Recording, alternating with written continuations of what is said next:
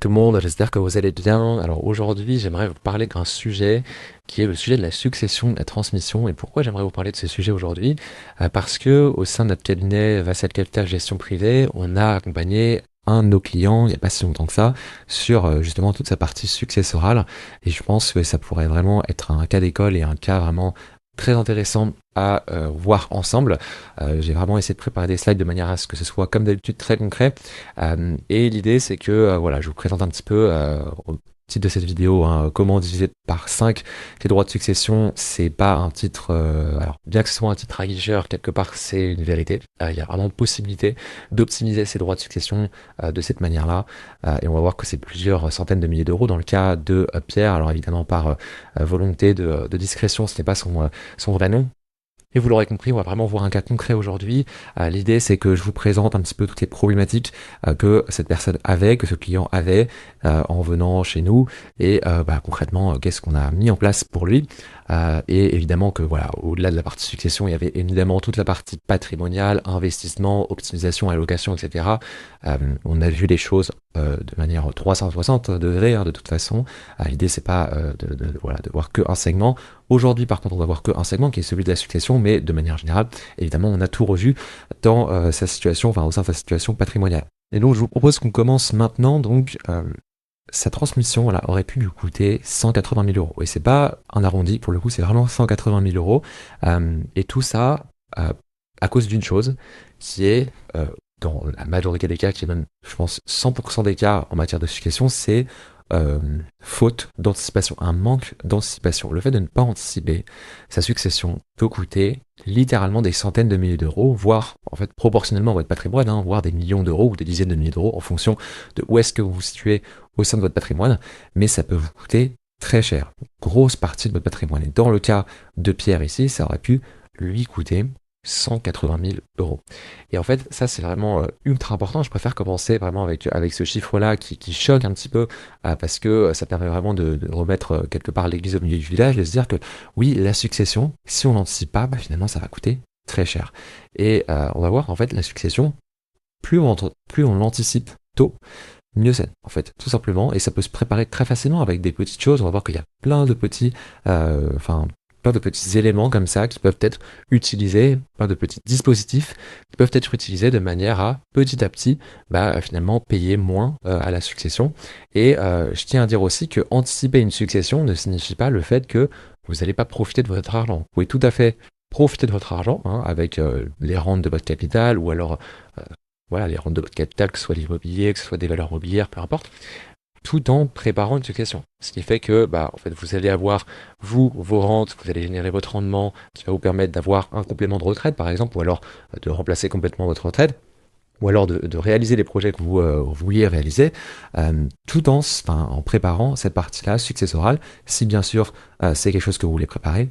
Donc voilà, donc l'un n'empêche pas l'autre, bien évidemment, l'un va avec l'autre. En fait, le fait de bah, bien gérer son patrimoine, la partie transmission en fait partie, et la partie transmission, le fait d'anticiper sa transmission ne vient pas vampiriser, cannibaliser sur la partie rente et la partie se verser des revenus.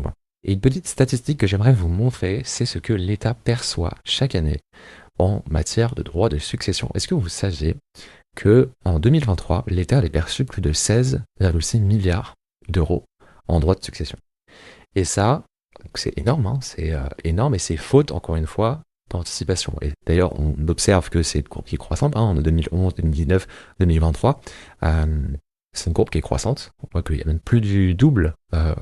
Les droits de succession qui ont été récupérés en 2023 par l'État en matière de revenus ont été le plus du double de ceux qui étaient récupérés en 2011.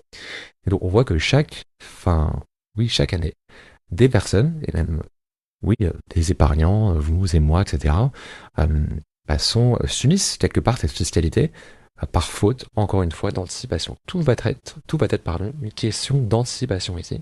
Et en fait, c'est vraiment quelque chose qui pourrait être largement réduit si, finalement, tous les Français,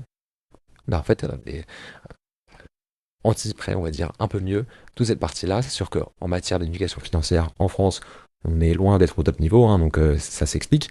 Mais on va voir qu'on va essayer un petit peu de relever le niveau, en tout cas avec cette vidéo, ça va vraiment être le but. Mais voilà, ça c'est vraiment quelque chose, peut-être pour que vous réalisiez un petit peu ce que l'État perçoit chaque année. On est à peu près à 16 milliards d'euros, en tout cas 2023. Aujourd'hui, bien évidemment, on est sur des chiffres qui sont beaucoup plus hauts. Donc voilà. Et pour vous donner une petite frise assez généraliste en matière de constitution patrimoniale, on va avoir deux phases, globalement. La première phase, ça va être la phase de capitalisation. Et ça, souvent en fonction de votre âge, en fonction de où est-ce que vous en êtes dans votre vie, hein, si vous êtes en phase active ou plutôt passive, phase de retraite, etc. En fait, en fonction de ces deux phases, vous allez plus ou moins privilégier une partie, comment dire, une stratégie patrimoniale. Et par exemple, quand on va avoir, je dis n'importe quoi, mais quand on va avoir 20 ans, 25 ans, on va plus avoir un objectif de capitalisation. Le fait de faire vraiment constituer son patrimoine, construire son patrimoine, et une fois qu'on va arriver à l'âge, par exemple, de 50 ans, 55 ans, ou alors plus ou moins tôt ou plus ou moins tard, en fonction de quand est-ce qu'on s'y prend et quand est-ce qu'on veut s'y prendre aussi, quand est-ce qu'on veut préparer cette partie-là, eh bien, on va basculer dans une phase de rente, de transmission, parce qu'on aura déjà finalement capitalisé, on aura déjà constitué, érigé notre patrimoine, et l'idée maintenant, ça va être de passer sur cette période-là de rente slash transmission.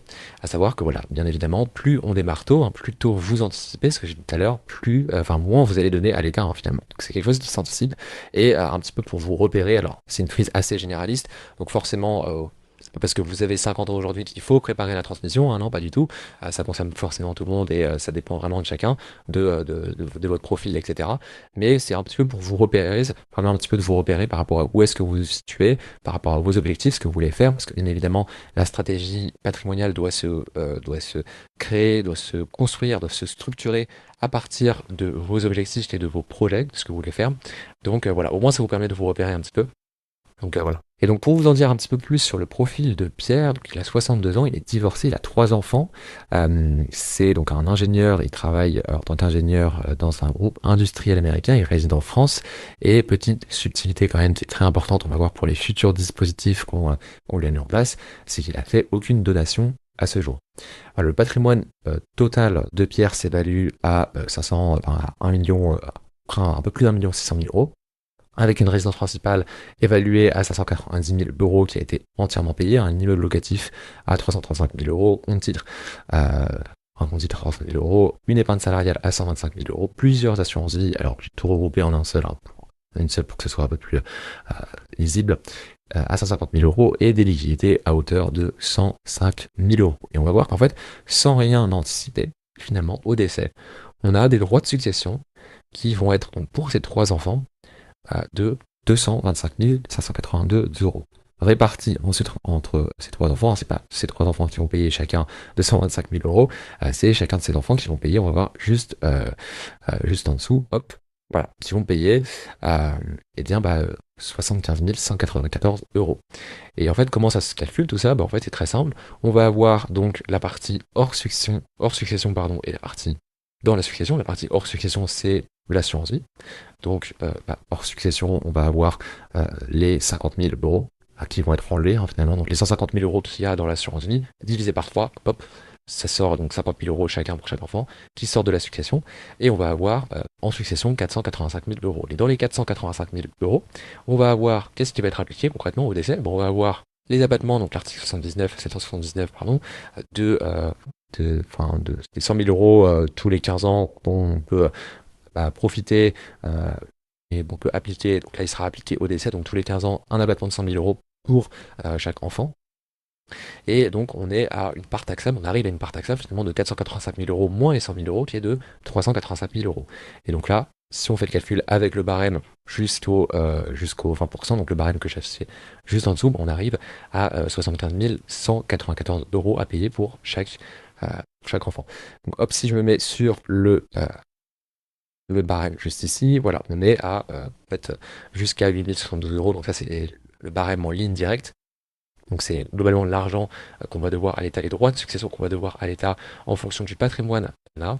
Donc là jusqu'à 8 072 euros, on est à 5%, ensuite on grimpe petit à petit à 10% et on voit que ça grimpe très très vite. Donc, quand vous avez un patrimoine qui commence vraiment à gonfler et à se construire, plus vous avez un gros patrimoine, plus ça devient important d'anticiper cette partie successorale. Et donc on voit en plus qu'au début on incrémente de 5, hein, on passe de 5, 10, 15, 20 et ensuite on incrémente de 10. On passe de 20 à 30, puis 40, puis après on stop maintenant à 45. Et voilà, donc chaque enfant de Pierre ici se situe en fait sur la tranche des 20%. Pourquoi? Parce qu'on est à 385 000 euros. C'est pas les 1,6 million qui vont être, enfin les 1,4 million parce qu'on enlève l'assurance vie, qui vont être là-dedans, c'est plutôt la part taxable qui va être par enfant. Donc en fait on divise par 3, hop, on obtient les 385 000. Et ensuite, en fait, ça va être du coup chaque enfant qui va devoir le taux indiqué en fonction de où se situe, où il se situe. Et donc là, on est donc sur 385 000 euros, ce qui fait que pour les premiers 8 072 euros, c'est comme l'impôt sur le revenu, hein, c'est progressif. Donc c'est pas 20% directement sur les 385 000, c'est jusqu'aux 8 072 premiers euros, on va payer 5%. Ensuite, de 8 072 à 12 109, on va payer 10. Ensuite 15 et ensuite 20. Et donc ce qui arrive à, hop, je vois ici, il est à 64 194 euros par enfant. Et donc pour vous montrer un petit peu plus ce qu'on peut transmettre justement sans droit, pour vous donner un petit peu quelques astuces par rapport à ça, notamment sur toute la partie donation, etc. On va voir qu'il y a plusieurs dispositifs qui sont vraiment très efficaces et encore une fois, plus on anticipe tôt, mieux c'est, et on va le voir juste ici. Premièrement, il va y avoir les abattements légaux. Donc, on l'a vu, les 100 000 euros, ils sont appliqués directement, hein, lorsque on décède, on a les 100 000 euros d'abattement qui sont appliqués pour chaque enfant. Alors là, c'est pour les enfants. Évidemment, en fonction de si c'est en ligne directe ou pas, si c'est des enfants, si c'est un neveu, si c'est quelqu'un d'autre. En fait, ça va être vraiment en fonction de si c'est. En l'occurrence, pour les enfants, ça va être 100 000 euros par enfant et tous les 15 ans. Et par parent aussi. Donc, c'est 100 000 euros par parent, par enfant, tous les 15 ans. Donc là, en l'occurrence, Pierre, donc c'est un parent seul. Donc, il va pouvoir donner 100 000 euros à chacun de ses enfants tous les 15 ans. Donc, ce qui fait que là, hop, on se situe pour Pierre, juste ici, d'abattement légal, donc 300 000 euros, donc ce qu'on a vu tout à l'heure finalement. Ensuite, on va aussi avoir le don familial, donc le fameux don Sarkozy, qu'on va pouvoir avoir en plus de ça. Donc, tant que, avec la petite spécificité, c'est que c'est tout, donc c'est tous les 15 ans aussi, sauf que ça va être avant 80 ans. C'est-à-dire qu'on peut le faire tant qu'on a un âge qui est inférieur à 80 ans. Et donc, on va pouvoir donner jusqu'à 31 865 euros par enfant, du coup, et ce qui fait que ça mène au total à 395 795 euros. Donc là, c'est le don familial, donc le fameux don Sarkozy, qui peut être utilisé. Ensuite, on va aussi avoir l'assurance vie avant 70 ans. Et il faut bien distinguer l'assurance vie avant 70 ans et après 70 ans, parce que les deux avantages se cumulent. Alors, le premier avantage, ça va être les abattements, enfin l'abattement par bénéficiaire de 152 500 euros. C'est-à-dire que par bénéficiaire, qu'on va désigner dans la clause bénéficiaire de l'assurance vie, on va pouvoir profiter d'un abattement hors succession de 152 500 euros par bénéficiaire. Plus on a de bénéficiaires, mieux c'est. Là, en l'occurrence, on a 3 bénéficiaires, donc on va pouvoir profiter jusqu'à 457 500 euros. Vous voyez que Pierre, justement, avant avait juste 150 000 euros dans une assurance vie. On va voir qu'il va pouvoir aller jusqu'à 457 500 euros dans une assurance vie, ce qu'il va pouvoir transmettre sans aucun droit de succession. Ce qui fait que là, en plus, on a une optimisation très intéressante à faire, en plus des deux abattements qui sont juste en haut. Ensuite, on a aussi l'assurance vie après 70 ans. Et oui, parce que après 70 ans, on a encore des abattements dont il faut profiter, mais qui vont être beaucoup moins intéressants. Hein. Effectivement, on va être à 30 500 euros, non pas par bénéficiaire, mais 30 500 euros tout bénéficiaire confondu, qui vont venir se cumuler avec les 457 500 euros juste au-dessus. Donc ce qui mène le total à finalement 488 000 euros sur un bourg-pierre. Donc ce qui fait que là on peut transmettre via l'assurance vie, on a transmis que, dans le cas actuel finalement il n'y a que 150 000 euros qui peuvent être transmis hors succession sans aucun droit de succession via l'assurance vie. On va pouvoir monter cette partie-là à 488 000 euros. Donc là aussi on a finalement plus de 300 000 euros de plus qu'on va pouvoir transmettre sans finalement aucune fiscalité, enfin aucun droit de succession du moins. Ensuite, on va avoir donc l'article 790 bis du Code général des impôts qui va dire, alors celui-là il est valable jusqu'à la fin de l'année, fin 2026, où on va avoir la possibilité de donner 100 000 euros en plus par enfant pour l'achat d'un logement, l'achat d'une résidence principale. Et donc voilà, là ça vient s'additionner finalement, là aussi, avec c'est que dans un cas spécifique, hein, bien sûr, mais ça vient bien évidemment s'additionner. Si par exemple vos enfants débutent leur vie active, etc., ça peut être un dispositif qui peut être très intéressant à utiliser. Et donc finalement, juste en dessous, on va pouvoir retrouver la somme que Pierre va pouvoir donner en fonction donc qui va être possible de transmettre sans droit de succession. Et en fait, on voit que là, par exemple, pour un parent, s'il va utiliser une fois les abattements, parce que je rappelle que c'est tous les 15 ans, donc les abattements légaux justifient et le don Sarkozy, on va être à 1 183 595 euros. Donc pour ces 3 enfants, il va pouvoir transmettre quasiment 1,2 million d'euros sans aucun droit de succession. On voit vraiment que c'est très puissant. Et là encore, on n'a pas compté le dernier dispositif ici, qui est l'achat de la RP, enfin le don pour achat de la résidence principale de logement. Et donc ça peut aussi venir en ajout, en supplément, et on peut monter même jusqu'à 1,5 million finalement, si chacun des enfants achète leur logement.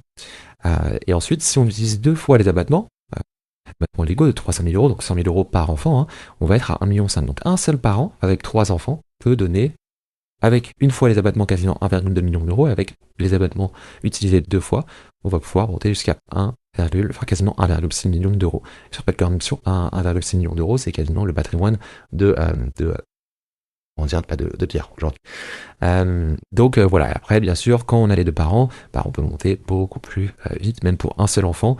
2 parents avec un seul enfant qui vont utiliser une seule fois les abattements, on va être quasiment à 800 000 euros, 800 000 euros, un peu plus de 800 000 euros, et 2 fois les abattements, on va être quasiment à 1,1 million d'euros. Finalement, on arrive sur des chiffres qui sont très conséquents et on peut transmettre énormément d'argent quand on utilise les bons dispositifs et surtout quand on anticipe, encore une fois, le maître mot c'est anticipation, on va pouvoir transmettre énormément de capital, de patrimoine, de richesse finalement à nos héritiers. Et maintenant, pour entrer un petit peu plus dans le vif du sujet, on va voir le cas, finalement, les 3 dispositifs qui vont être utilisés dans le cas de Pierre. Premièrement, il va y avoir le démembrement. Le démembrement, donc qu'est-ce que c'est? C'est bien évidemment, là j'ai fait la slide pour spécifiquement le cas de Pierre. Le démembrement, qu'est-ce que c'est? C'est simplement le fait qu'on va venir séparer la pleine propriété en deux parties. La pleine propriété, c'est le fait d'être propriétaire, bien sûr, entièrement de son logement.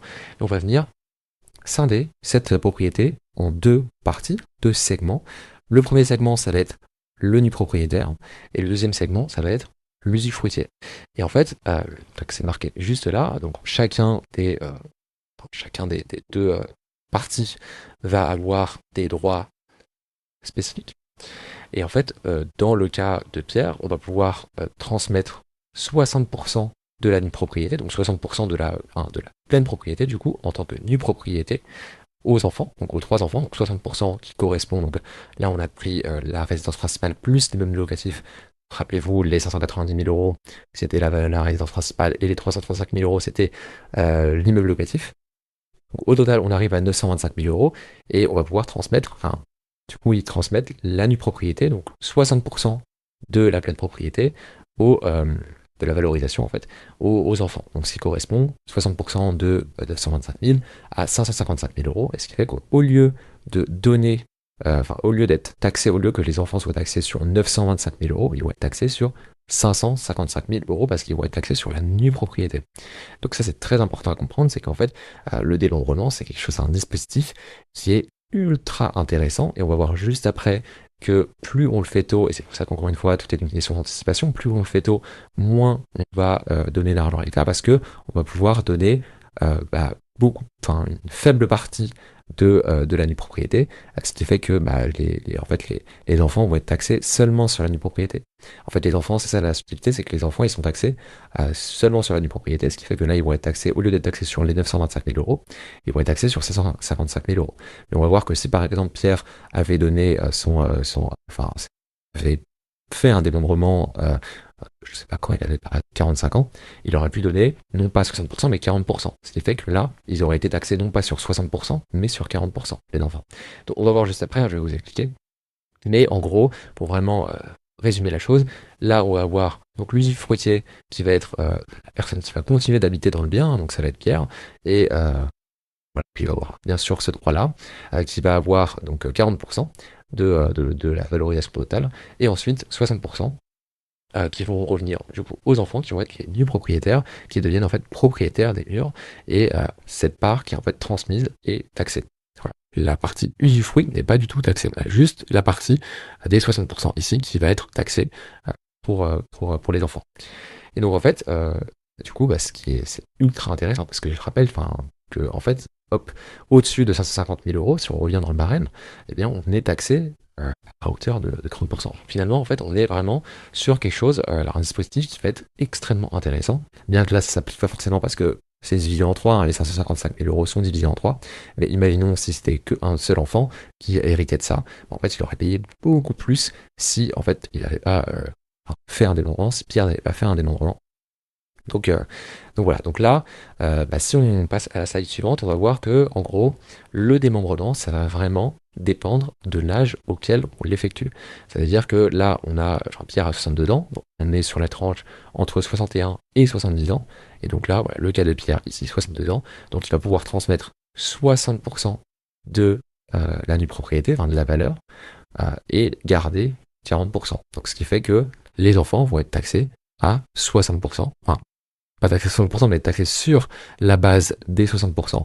Donc 60% de 925 000 euros, soit, on a vu juste avant, 555 000 euros. Mais si par exemple, Pierre avait effectué un dénombrement en 45 ans, on voit qu'il aurait pu faire profiter ses enfants d'un encore beaucoup plus conséquent, parce qu'ils auraient payé les droits de succession non pas sur 60% de la totalité, mais sur 40%. Donc en résumé, encore une fois, le maître mot c'est l'anticipation. Plus l'usufruitier est jeune, donc dans le cas ici présent c'est Pierre, plus une propriété transmise est faible, et donc anticiper coûte vraiment beaucoup moins cher. Et donc maintenant concrètement, qu'est-ce qu'il va payer en fait Pierre? Ça je pense que c'est la question la plus importante, c'est que on a vu tout à l'heure que s'il appliquait rien du tout, il allait payer 225 582 euros, enfin du moins ses enfants, ses héritiers. Donc divisé par 3, la note elle monte à 75 000 euros par enfant. Et on va voir qu'en fait, avec ces trois leviers-là, on va réduire la facture par 5. Enfin, on va diviser la facture par 5. Comment ça se passe concrètement? Là, on va avoir, donc ce qu'on a vu tout à l'heure, le don familial de son argent, qui va être le fait que Pierre va donner 31 865 euros à chacun de ses trois enfants, soit 495 000, soit 95 795 euros. Donc en totalité, ce qui fait qu'on baisse la facture de 19 119 euros parce que, en fait, sinon c'est 95 795 euros. Si ça n'avait pas été donné, en fait, on aurait eu simplement les droits de succession qui se seraient appliqués dessus. Donc là, hop, on a 19 000 euros sur la facture en moins, on passe de 225 000 euros à 206 000 euros. Ensuite, qu'est-ce qu'on a? On a un autre levier qui est le fait de basculer le compte titre en assurance vie. Et en fait, comment on a vu tout à l'heure qu'on avait 150 000 euros sur une assurance vie, on pouvait monter à 488 000 euros avec les différents abattements, donc la partie avant 70 ans et après 70 ans, donc les 457 500 euros avant 70 ans et les 30 500 euros après 70 ans, ce qui monte la totalité à 488 000 euros. Donc on va pouvoir monter finalement cette assurance vie, passer de 150 000 euros à largement au-dessus de 450 000, et ce qui fait que là on va passer les 300 000 euros du compte titre sur l'assurance vie. Du coup, là on va économiser 60 000 euros de droits de succession sur cette partie-là. À noter que très important, il faut vraiment faire attention à cette partie-là parce que là, il a fait le calcul, nous on l'amont, et c'est quelque chose qu'on a vérifié, qu'il était beaucoup plus intéressant de prendre l'assurance vie que le compte titre, mais c'est pas forcément le cas. Pourquoi? Parce que le compte titre, si on a énormément de plus-value, il faut savoir que derrière, le fait de donner son compte titre, ça va purger la plus-value. Donc, ce qui fait que la personne qui reçoit le compte titre, imaginons, je sais pas, que on avait un compte titre de, on va reprendre l'exemple, de 300 000 euros, que sur ces 300 000 euros, on avait 200 000 euros de plus-value et 100 000 euros de capital, en fait, le fait de donner le compte titre, on va payer les droits de succession, mais derrière, par contre, on va, la personne qui va recevoir le compte titre, les 300 000 euros, ça va purger la plus-value. Donc, paye les droits de succession, mais quelque part, on n'a plus du tout la plus-value de 200 000 euros. On redémarre à zéro, enfin on redémarre à 300 000, 300 000 de capital. C'est qu'on ne paye pas du tout. C'est très intéressant. Et là, dans ce cas-là, c'était pas le cas parce que le compte titre n'avait pas énormément de plus-value. C'était un compte titre qui était en gestion pilotée par la banque, etc. Donc je vous laisse imaginer les frais. Enfin bref, on était vraiment sur quelque chose qui n'était pas folichon.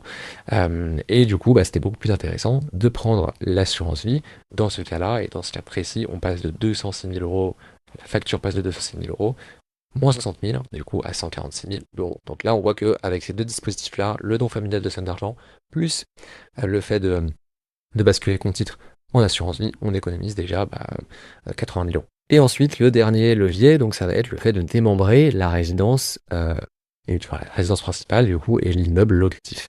On l'a vu tout à l'heure, donc le dispositif, le fait qu'on va donner la nue propriété aux enfants, ce qui fait que les enfants ne vont pas être taxés sur la pleine propriété, mais vont être taxés sur la nue propriété, ce qui fait qu'ils sont taxés sur 60% de la valorisation, et ça c'est loqué, puis touché, 60% sur de la valorisation, au lieu de payer directement, d'être taxé sur les 100%, 100% de la valorisation. Donc ce qui fait que là, on économise 100 000 euros, et c'est là le démembrement, c'est quelque chose de très très très puissant. On économise 100 000 euros, évidemment. Alors c'est très puissant, pourquoi? Parce que dans la plupart des cas, euh, patrimoine des Français est constitué majoritairement d'immobilier, donc le démembrement, c'est quelque chose qu'il faut connaître. Absolument quelque chose qu'il faut connaître et à appliquer, parce que c'est ce qui va vous faire économiser le plus d'argent. Donc là, on est sur 100 000 euros en moins de droits de succession, ce qui fait qu'on passe de 145 000 euros à 45 000 euros. Donc hop, si on fait un petit résumé, ici, le résultat avant-après, on passe finalement sans anticipation, sans avoir rien anticipé, on passe de 225 000 euros d'impôts, enfin de droits de succession à payer, à 45 000 après optimisation. Et franchement, ce qu'on a fait là, c'est pas compliqué. C'est vraiment pas compliqué. C'est quelque chose d'assez simple. On a fait trois choses. On a fait, hop, reviens. On a profité donc du don familial, le don Sarkozy, qu'on a fait profiter pour chacun des enfants, donc 95 000 euros. Ensuite, on a basculé en titre vers une assurance vie. D'ailleurs, on a rassemblé tous les contrats au sein d'un seul et même contrat parce que c'est quelque chose qui est beaucoup plus simple à gérer et ça n'en est pas moins diversifié. Donc voilà, don familial, assurance vie, hop, et le fait de démembrer, tout simplement, les différents biens. Et donc là, hop, on passe de 125 000 euros à 45 000 euros, soit une économie tout pile de 180 000 euros. Donc finalement, si on résume tout ça, encore une fois, je me répète, hein, mais l'apprentissage est dans la répétition, comme on dit. Anticipation. Anticipation, c'est le maître mot. Le fait d'anticiper la succession ne va pas vous empêcher de jouir de vos rentes, pas du tout, et de même de bien gérer votre patrimoine. Au contraire, c'est deux choses qui sont extrêmement complémentaires. Et bien sûr, c'est à adapter en fonction de vos objectifs, de votre profil, de ce que vous voulez faire, parce que si c'est quelque chose que vous ne voulez pas faire pour le moment, ou alors que vous n'êtes pas concerné, forcément, c'est quelque chose qui ne va pas forcément devoir être appliqué, mais si c'est quelque chose qui vous, comment dire, qui est important pour vous, à ce moment-là, c'est quelque chose qu'il faut bien évidemment anticiper. Donc, finalement, le fait d'anticiper de son vivant la transmission, on va pouvoir avoir plein de leviers différents, et évidemment que là, ce sont des exemples de leviers. J'ai mis ceux qui sont les plus connus et ceux qui sont quand même les plus importants et les plus significatifs dans le cadre d'une transmission, mais on va en avoir d'autres. Donc voilà, ça va vraiment encore une fois dépendre de votre profil, mais on va pouvoir avoir donc les abattements réutilisés tous les 15 ans. On va avoir aussi donc la décote possible via le démembrement, et le fait que la valeur figée soit figée le jour de la donation, ce qui fait on fixe finalement les droits de succession à payer, et qu'on ne va pas avoir une mauvaise surprise, on va dire, sur ces droits-là. Donc là, on garde la main, on maîtrise, on anticipe, tandis qu'au décès, finalement, il y a un seul passage des abattements. Donc là, les fameux 100 000 euros, hein, quand même, on a droit, c'est quand même, minima, c'est la chose qui doit être, qui est appliquée automatiquement. La valeur réévaluée au jour du décès, et le fait que les droits de succession vont à jusqu'à 45% en ligne directe. Donc si vous avez un patrimoine qui est très conséquent et que vous adaptez pas, que vous anticipez pas cette partie-là successorale, ça peut vraiment vous coûter énormément, enfin du moins coûter à vos héritiers énormément d'argent. Donc c'est souvent beaucoup plus soumis et beaucoup plus coûteux. Mais c'est pas souvent, c'est tout le temps en fait, c'est tout le temps soumis et tout le temps beaucoup plus coûteux que si on anticipe. Alors bien évidemment, tout ça ne compte pas les frais divers que vont vous coûter, par exemple, toute cette partie-là, hein, le fait d'aller par exemple chez le notaire, le fait de consulter un conseiller en gestion de patrimoine, en gestion, peu importe, hein, un médiaire. Évidemment que ça va coûter de l'argent, mais quelques milliers d'euros comparé à plusieurs centaines de milliers d'euros. C'est quand même une différence. Donc évidemment que je ne l'ai pas compté ici. Enfin, 180 000 euros, c'est évidemment le brut, hein. Derrière, il y a des frais si la personne, enfin, pour le coup, Pierre nous a consulté, et donc il y a des frais annuaires, mais c'est quand même une économie largement, enfin, réalisée derrière par rapport à sa situation d'avant, en fait, lorsqu'il n'avait rien anticipé. Donc c'était quand même à prendre en compte, hein. Évidemment, là, je l'ai pas pris en compte. Donc je tiens quand même à le dire, par quand même honnêteté, on va dire, et transparence. Mais voilà.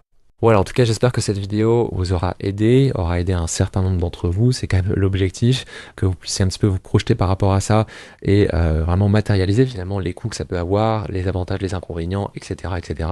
En tout cas, si jamais c'est un sujet que vous souhaitez approfondir sur la partie successorale ou même de manière globale la gestion patrimoniale, n'hésitez pas à prendre rendez-vous juste en dessous. Je pense que je mettrai un lien vers un rendez-vous pour obtenir un appel avec moi ou alors mon associé.